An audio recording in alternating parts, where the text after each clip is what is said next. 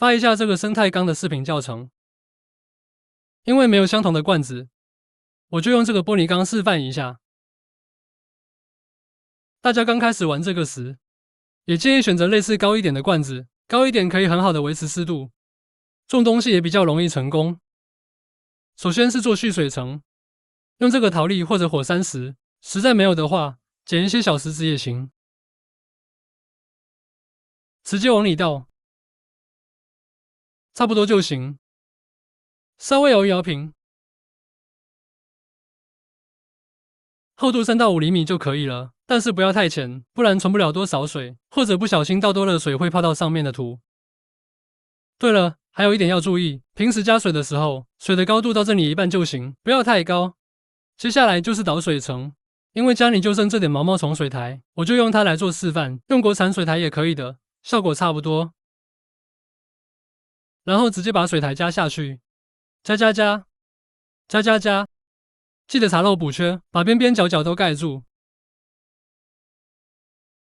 像这样基本盖住底下的陶粒，目测1厘米左右就行。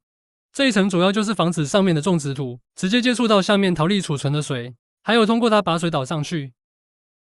接下来是种植土，我家里只剩这点泥炭土，将就用一下。然后还有这个是青石，家里有赤玉土也可以再加赤玉土。泥炭土和青石比例大概7:3，基本逻辑就是用泥炭土保水，然后混入青石在土里产生空隙，让种植土整体湿润又透气，然后就混合搅拌均匀，再倒进去。用铲土杯更方便，我的铲土杯太脏就不拿出来了。这里你可以选择铺平，或者做点凹凸不平的感觉，模仿自然地势，不必跟我一样的。后期根据喜好造景，大概这样就行了。其实我是材料不够，按理说种植层要厚一点，大概到这个位置比较适合。接着喷湿表面的土，然后这样沿着瓶壁倒水，让水进入底部蓄水层，静置一段时间，让水慢慢把种植层泡湿。